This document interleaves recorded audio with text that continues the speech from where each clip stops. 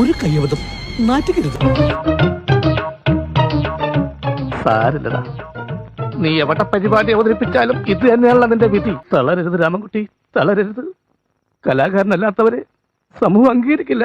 നീ സമാധാനിക്ക്. എവിടെയാണ് നിന്റെ സെറ്റുകാരൊക്കെ? എല്ലാരും വണ്ടിക്കകത്തുണ്ട്. എല്ലാരോടും ഇങ്ങോട്ട് ഇറങ്ങി വരാൻ പറ. സകൃതകൃതാവായ നാട്ടുകാരെ ശ്രദ്ധിക്കുക, കലാപരിപാടികൾ തുടങ്ങാൻ ആരംഭിക്കാൻ.